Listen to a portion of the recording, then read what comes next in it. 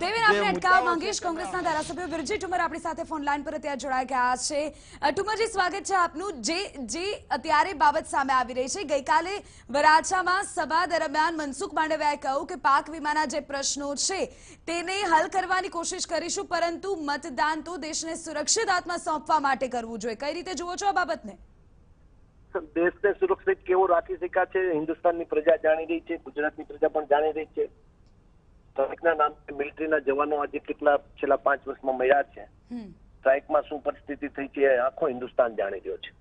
પાક વીમામાં ખેડૂતોને ભયંકર અન્યાય થયો છે. ભારતીય જનતા પાર્ટી આવ્યા પછી જે પ્રાઇવેટ કંપનીને તગડા પ્રીમિયમ કમાવીને એમાં ભારે મોટા ભ્રષ્ટાચાર ચાલી ગયા છે. એટલે ભ્રષ્ટાચાર રૂપી જે પ્રીમિયમો ચૂકવા છે એના કારણે પાક વીમો ખેડૂતોને આપી શકતા નથી. ભારતીય જનતા પાર્ટી હવે ભ્રષ્ટાચારમાં ગળાડૂબ છે. વડાપ્રધાન પોતે મિલિટરીના હેલિકોપ્ટરમાં આવે, મિલિટરીના જહાજમાં આવે અને એમાં બ્લેક બોક્સ નીકળે શું બતાવી રહ્યું છે? વડાપ્રધાન પોતે જ ભ્રષ્ટાચારમાં ખૂબી રહ્યા હોય ત્યારે આ બાબતની વાતો કરીને ખેડૂતોને ગોળ ચોપડવા માટેની કોણીએ ગોળ ચોપડવા માટેની વાત છે, એના ભાવ ઉપર નમક છાંટવા માટેની વાત છે. પાક વીમામાં ભયંકર અન્યાય છે. રાહુલ ગાંધીની જે યોજના, રાજીવ ગાંધીની જે યોજના હતી એ યોજના બદલાવીને ક્રીમ યોજના કરી છે. પાક વીમા યોજના નહીં પણ ખેડૂતોને છેતરવાની ને ભારતીય જનતા પાર્ટીના માત્ર ફંડ ભેગા કરવા માટેની આ ક્રીમ યોજના ભારતીય જનતા પાર્ટીએ બનાવી છે. ખેડૂતોને બનાવવાનું બંધ કરે. મનસુખભાઈ, હવે તમે સંપૂર્ણ રીતે ફેંકાઈ ચુક્યા છો ત્યારે વામણી પૂરવાર થયેલી ભારતીય જનતા પાર્ટી ખેડૂતોને છેતરવા માટે નીકળી ગઈ છે. ત્યારે હવે ખેડૂતો છેતરાવાના છે. તમે માનો છો કે જે ખેડૂતોને અન્યાય થઈ રહ્યો છે, છેલ્લા કેટલાય દિવસથી ખેડૂતો જે પ્રકારે રસ્તા પર આવી રહ્યા છે, એ સમસ્યાનો સ્વીકાર તો ભારતીય જનતા પાર્ટી કરી લીધો? હવે ભારતીય જનતા પાર્ટીએ સમસ્યાનો સ્વીકાર કરી લીધો છે. એ વાતને હું સંપૂર્ણ કહું છું કે ભારતીય જનતા પાર્ટીએ માફી માંગી લેવી જોઈએ હિન્દુસ્તાનના ખેડૂતોની, ગુજરાતના ખેડૂતોને કે તમે ડબલ આવક કરવાની વાતો કરતા હતા. મારા ખેડૂતોના ભાવો તમે એર કન્ડિશન ઓફિસમાં કોંગ્રેસ નક્કી કરે છે અને અમારી સરકાર આવશે તો હવે અમારા ખેડૂતોના ભાવો એનો નફો 50% સાથે કરશું. ત્યારે 1400 રૂપિયા કપાસના હતા ત્યારે મગફળી ખેડૂતોની 1100 રૂપિયા વેચાતી હતી. આજે લાઈનમાં ખેડૂત લાગે છે અને કરપ્શન આપીને મગફળી વેચે છે અને એવા કૌભાંડો થયા છે. નીકળી પડ્યા છે.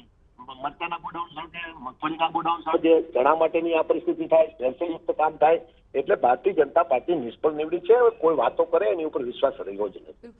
એટલે જે તમે હોય કે પછી કોંગ્રેસના અન્ય નેતાઓ કે ધારાસભ્યોએ તમામ જે ખેડૂતોના પ્રશ્નોને લઈને જ્યારે અત્યારે સામે આવી રહ્યા છો ત્યારે ખેડૂતોના મતો કોંગ્રેસ તરફી ન થઈ જાય એટલે આ પ્રકારનું નિવેદન મનસુખ માંડવિયાએ આપ્યું છે. માત્ર ખેડૂતોને ભરમાવવા માટે અને ખેડૂતોનો મત ભારતીય જનતા પાર્ટીને સંપૂર્ણ વિરોધમાં પડી રહ્યો છે એને આકર્ષવા માટેનો એનો નિષ્ફળ પ્રયાસ. અને તમે આ નિવેદન બાદ શું જોઈ રહ્યા છો કે ખેડૂતોના મત ભારતીય જનતા પાર્ટીને મળશે? હવે જ્યારે તેઓ કહી રહ્યા છે કે સમસ્યાઓનું હલ થશે અને પ્રયત્ન કરીશું.